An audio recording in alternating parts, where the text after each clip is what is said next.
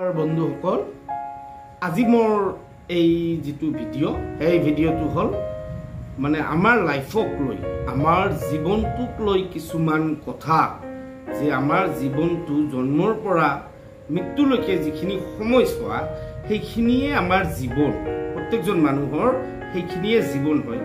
এই জীৱনটোত মানুহে বিভিন্ন ধৰণৰ আশা নিৰাশা বিভিন্ন কাম-কাজত জীৱনটো অতিবাহিত কৰি থাকে। কিছুমানে নিজৰ আশাত উপনীত হ'ব পাৰে, আকৌ কিছুমানে দেখা যায় নিজৰ আশাত উপনীত হ'ব নোৱাৰে। জীৱন মানেই সংগ্ৰাম, সংগ্ৰাম মানেই জীৱন, আৰু সুখ দুখ জীৱনৰ এটা অবিচ্ছেদ্য অংগ বুলি আমি ক'ব পাৰোঁ। জীৱন মানেই সংগ্ৰাম আৰু সংগ্ৰাম মানেই জীৱন, সংগ্ৰাম মানেই জীৱন, জীৱন মানেই সংগ্ৰাম। সুখ আৰু দুখ জীৱনৰ এটা অবিচ্ছেদ্য অংগ। সুখ আৰু দুখ আমাৰ জীৱনৰ এটা অবিচ্ছেদ্য অংগ। ৰছীৰ ওপৰেদি খোজকাঢ়ি স্থিৰ হৈ থকাৰ নাম চাৰ্কাছ, আৰু অশান্তিৰ মাজত থাকিও শান্ত হৈ বাচি থকাৰ নামেই হ'ল জীৱন। অশান্তিৰ মাজত থাকিও শান্তভাৱে বাচি থকাৰ নামেই হ'ল জীৱন। এই জীৱনত উত্থান পতন হৈয়ে আছে। কেতিয়াবা জীৱনটো উত্থানৰ দিশত আহিব, কেতিয়াবা জীৱনটো আমাৰ পতনৰ দিশত আহিব। ব্যৰ্থ হলে হয় নাখাবা, ব্যৰ্থ হলে হয় নাখাবা, হতাশ নহবা, মনত ৰাখিবা অন্ধকাৰ যিমানেই গভীৰ হয় সূৰ্য সিমানেই দ্ৰুত গতিত উদিত হয়।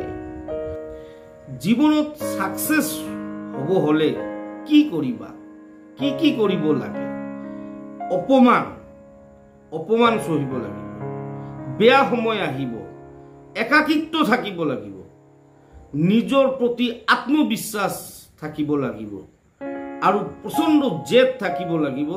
তেতিয়াহে তোমাৰ জয় নিশ্চিত হ'ব। নিজকে শক্তিশালী কৰি তুলিব বিচাৰা তেন্তে অকলে কিদৰে থাকিব লাগে সেইটো শিকি লোৱা। নিজকে যদি শক্তিশালী কৰি তুলিব বিচাৰা তেন্তে অকলে কিদৰে থাকিব লাগে সেইটো শিকি লোৱা।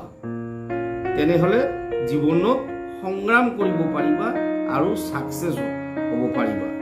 পৰিস্থিতি যিকোনো সময় পৰিৱৰ্তন হ'ব পাৰে, পৰিস্থিতি যিকোনো সময় পৰিৱৰ্তন হ'ব পাৰে। জীৱনত কাকো কষ্ট নিদিবা। আজি হয়তো বা তুমি শক্তিশালী, কিন্তু সময় তোমাতকৈ বেছি শক্তিশালী। এই কথাষাৰ APJ আব্দুল কালাম আজাদে কৈছিল। মানুহ তাৰ জীৱনৰ ভুলবিলাক তেতিয়াহে বুজিব পাৰে, মানুহ তাৰ জীৱনৰ ভুলবিলাক তেতিয়াহে বুজিব পাৰে যেতিয়া এটা ভুলৰ কাৰণে জীৱনৰ পৰা বহু বস্তু হেৰাই যায়। যেতিয়া এটা ভুলৰ কাৰণে জীৱনৰ পৰা বহু বস্তু হেৰাই যায়।